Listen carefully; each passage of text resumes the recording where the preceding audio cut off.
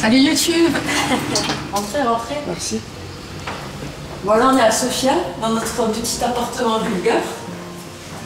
Et il me semble que vous avez posé beaucoup de questions sur les questions-réponses qu'on avait fait pour Benoît, donc il va vous y répondre avec plaisir. C'est plutôt sécurité. Dans un coffre-fort. Ouais.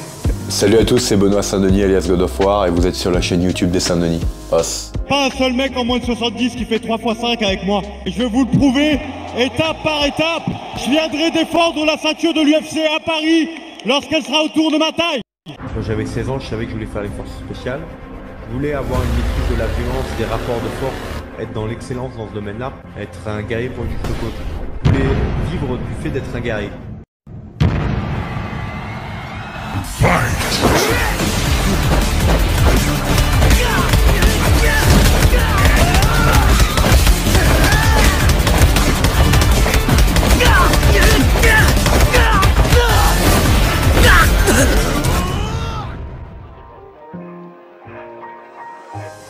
Salut Simon, alors moi j'ai voulu être dans les forces spéciales parce que j'ai été abreuvé lorsque j'étais gamin de livres comme La Quête du Graal, Lancelot, avec un peu un esprit chevaleresque et je voyais un peu les forces spéciales comme les chevaliers de la table ronde qui en petits groupes vont réaliser les missions les plus prestigieuses du pays. Et puis c'était l'aventure, c'était un moyen de servir son pays et voilà, et de partir en quête. Salut Banska, non, il faut avancer petit à petit. Bien sûr, il y a des sacrifices à faire. Il faut que ta famille et ton entourage soient capables de se mettre au vert pendant les camps d'entraînement et de te laisser t'entraîner sérieusement. Mais non, il ne faut pas sacrifier le bonheur pour cette activité, même si effectivement pendant ma première année et demie de pratique professionnelle, j'étais dans un 20 mètres carrés à Paris et je me suis vraiment sacrifié en mode moine guerrier. Mais je pense qu'il y a un temps pour tout. Je pense que c'est comme des études de médecine. Les 2 premières années, tu te consacres à temps plein à ça et puis après tu recommences à vivre un peu. Salut Lucky, c'est particulier mais ça s'est fait étape par étape, hein. Je suis pas passé de force spéciale à star de l'UFC du jour au lendemain. J'ai monté les étapes combat après combat et donc ça s'est fait tranquillement. Salut Gino, alors je changerai le système d'antidopage et le système de pesée.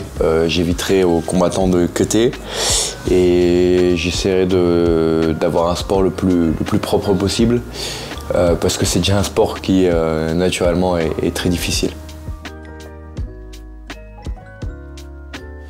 Salut Vanessa, alors ma plus belle réussite sportive, je dirais que c'est le fait de performer à l'UFC actuellement et d'amener tout mon staff et mon équipe avec moi aller chercher des duels aussi prestigieux que le 9 mars contre Poirier.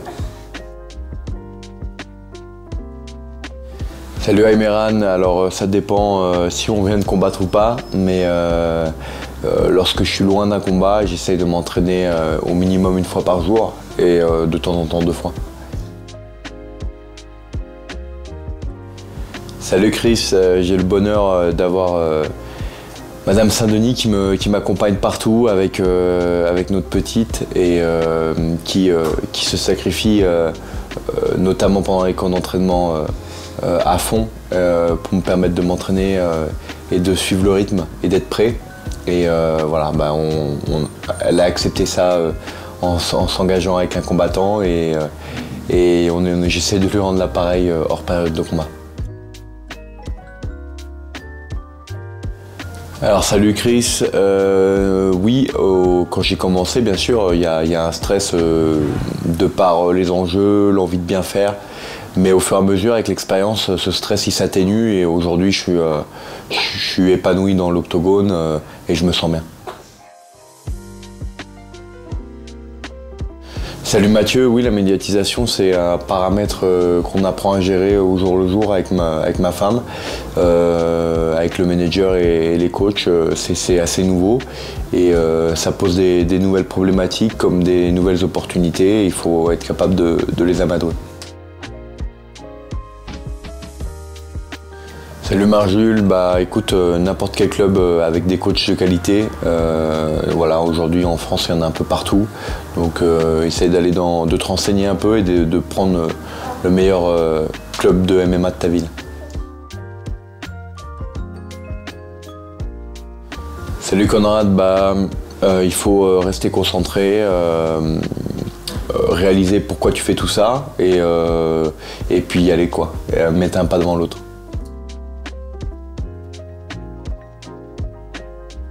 Salut Corentin, bah, je suis concentré sur ce que j'ai à faire, c'est-à-dire réaliser tout ce qu'on a mis en place pendant les deux mois précédant le combat. C'est surtout l'adversaire potentiel que ça représente. Justin Gaethje et Islam Makhachev, c'est deux combattants que j'aimerais affronter un jour, donc d'où l'intérêt pour cette ceinture. J'aime les deux, je dirais peut-être Ronaldo parce que pour beaucoup, il symbolise beaucoup de travail. Alors la foi pour moi c'est un outil de préparation mentale, c'est une force au quotidien et c'est des lignes directives à suivre dans la vie. Bien sûr, en fin de carrière, si jamais le poids devient une problématique en 70, peut-être que je monterai. Salut Ewen, je dirais Islam Makhachev et Khabib Nurmagomedov parce que c'est les deux derniers détenteurs de la ceinture en 70 kg. Salut Lucien, de croire en ses rêves comme d'habitude et de continuer à travailler. Salut Lucas, on est en République depuis maintenant pas mal d'années, donc si je prends le trône de France, ça sera en tant qu'empereur et pas en tant que roi.